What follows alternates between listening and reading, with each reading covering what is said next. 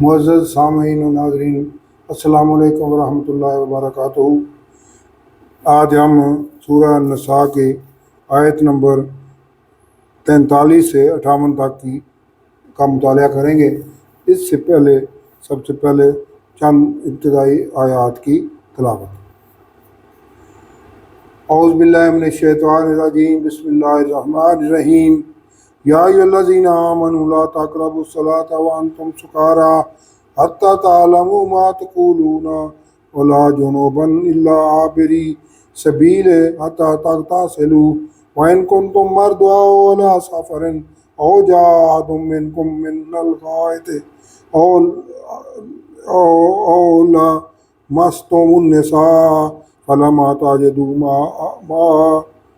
ماء فتیمموا صعیدا طیبا فامسحوا بوجوہکم وأيديكم إن الله كان عفوا غفورا ألم تر إلى الذين أوتوا نصيبا من الكتاب يشترون الضلالة ويريدون أن تضلوا السبيل والله أعلم بأعدائكم وكفى بالله وليا وكفى بالله نصيرا۔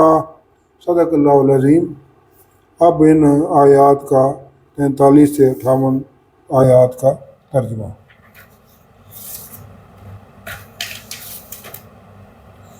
مومنو، جب تم نشے کی حالت میں ہو تو جب تک ان الفاظ کو جو منہ سے کہو سمجھنے نہ لگو نماز کے پاس نہ جاؤ، اور جنابت کی حالت میں بھی نماز کے پاس نہ جاؤ جب تک کہ غسل نہ کر لو۔ ہاں، اگر بحالت سفر رستے پر چلے جا رہے ہو اور پانی نہ ملنے کے سبب غسل نہ کر سکو تو تیمم کر کے نماز پڑھ لو، اور اگر تم بیمار ہو، سفر میں ہو، یا تم میں سے کوئی بیت الخلاء سے ہو کر آیا ہو، یا تم عورتوں سے ہم بستر ہوئے ہو اور تمہیں پانی نہ ملے، تو پاک مٹی اور منہ اور ہاتھوں پر مسح کر کے تیمم کر لو۔ بے شک اللہ معاف کرنے والا اور بخشنے والا ہے۔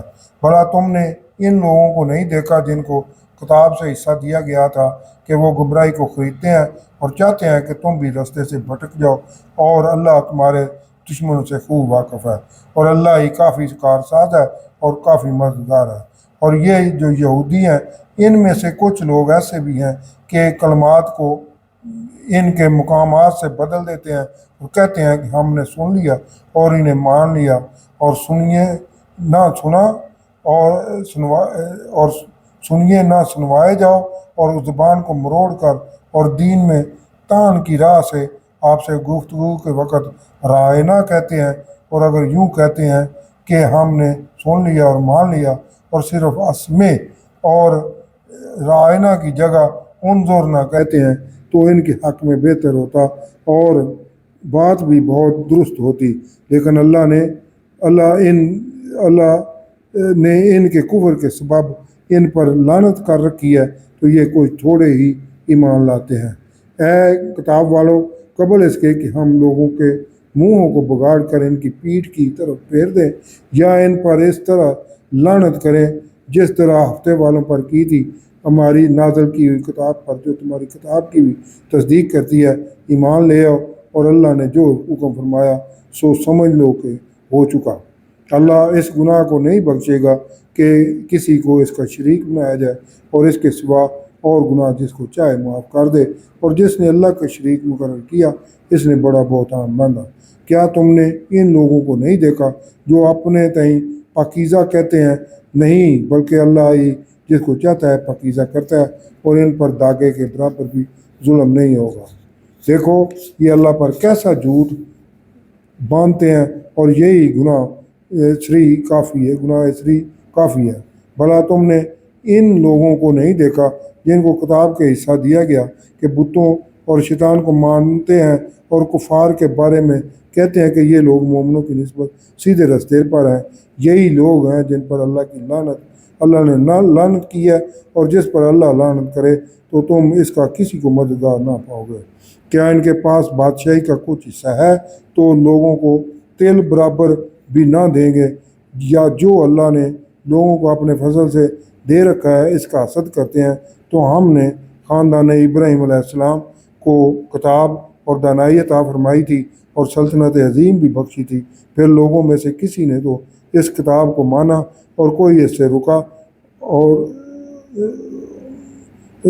رہا، تو نہ ماننے والوں کو دوزخ کی جلتی ہوئی آگ کافی ہے۔ جن لوگوں نے ہماری آیتوں سے کفر کیا، ان کو ہم ان قریب آگ میں داخل کریں گے۔ جب ان کی کھالیں گل اور جل جائیں گی تو ہم اور کھالیں بدل دیں گے کہ تاکہ ہمیشہ عذاب کا مزہ چکھتے رہیں۔ بے شک اللہ غالب حکمت والا ہے، اور جو ایمان لائے اور نیک عمل کرتے رہے ان کو ہم بہشتوں میں داخل کریں گے جن کے نیچے نہریں بہہ رہی ہیں، وہ ان میں ہمیشہ ہمیشہ رہیں گے۔ وہاں ان کے لیے پاک بیویاں ہیں اور ان کو ہم گھنے سائے میں داخل کریں گے۔ اللہ تم کو حکم دیتا ہے کہ امانت والوں کی امانتیں ان کے حوالے کر دیا کرو، اور جب لوگوں میں فیصلہ کرنے لگو تو انصاف سے فیصلہ کیا کرو۔ اللہ تمہیں بہت خوب نصیحت کرتا ہے، بے شک اللہ سنتا دیکھتا ہے۔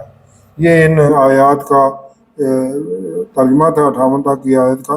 تو اب اس سلسلے میں ان آیات کی تفسیر النور ملاحظہ فرمائیں۔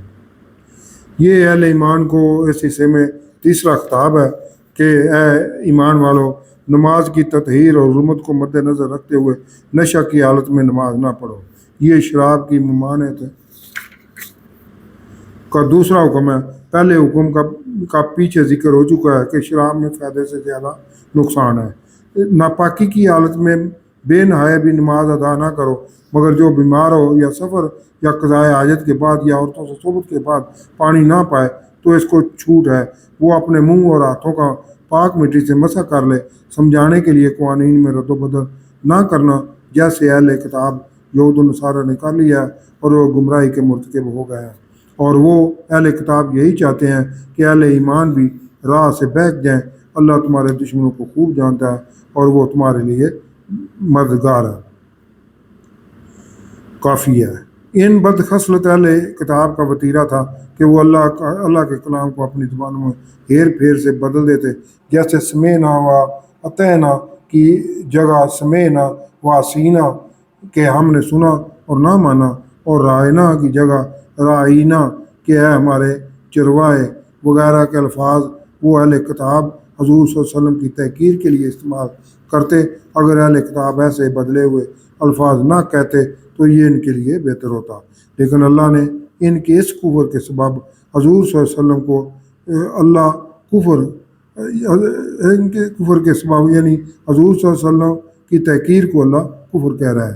ان پر لعنت کی اللہ اہل کتاب کو دعوت دے رہا ہے کہ اگر انہوں نے لعنت سے بچنا ہے تو یہ جو کتاب قرآن مجید اب نازل کی گئی ہے اور جو تمہاری کتابوں کی بھی تصدیق کر رہی ہے، اس پر ایمان لے آؤ، ورنہ ہفتے والوں یعنی حضرت داؤد علیہ السلام کی امت جنہیں ہفتہ کا دن دنیاوی کاموں کی ممانعت تھی، جس کی انہوں نے حکم عدولی کی، تو ان کی شکلیں مسخ کر کے بندر بنا دیا گیا تھا، کی طرح تمہاری بھی شکلیں مسخ کر دی جائیں گی۔